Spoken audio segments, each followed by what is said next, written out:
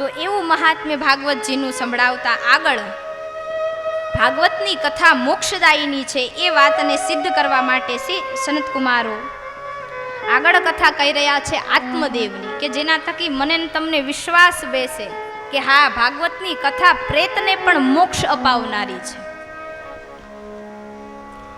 આપણે સાંભળ્યું છે કે ઘણી જગ્યાએ એવું આયોજન થતું હોય કે અમારા પિતૃઓના મોક્ષાર્થે શ્રીમદ ભાગવત કથાનું આયોજન.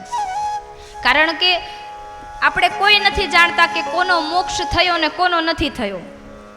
તો એક સંતાન તરીકે જો સગવડ હોય તો પોતાના પિતૃઓને મોક્ષ અપાવવા માટે આયોજન કરવું, પણ એવું આખા ભાગવતજીમાં ક્યાંય નથી લખ્યું કે આવડું મોટું કરવું.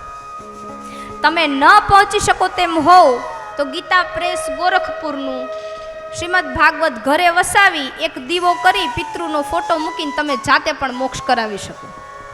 અને આપણે ત્યાં પૂ નામના નર્કમાંથી છોડાવે એનું નામ પુત્ર, એટલે દીકરો ભાગવત વાંચે ને તોય માવતરનો મોક્ષ થઈ જાય.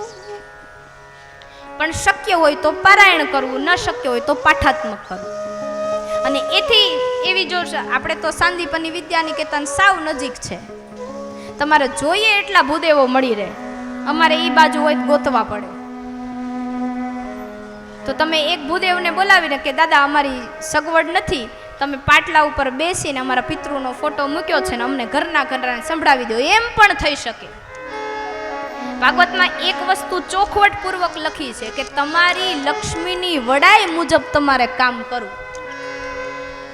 એટલે તમારે જમણવાર કરવાનું શક્તિ ન હોય, તમારા સગાવાલાને બોલાવવાની શક્તિ ન હોય, કોઈ પણ શક્તિ ન હોય તો એક પુસ્તક ખરીદવાની તો હોય જ, અથવા ગોરખ બાપાને દક્ષિણા આપવાની હોય તો એમ પણ કરી શકાય. શક્ય હોય તો કથા પણ કરાવી શકાય. કારણ કે સંતાન તરીકે આપણી ફરજ છે કે આપણા પિતૃઓને મોક્ષ અપાવે.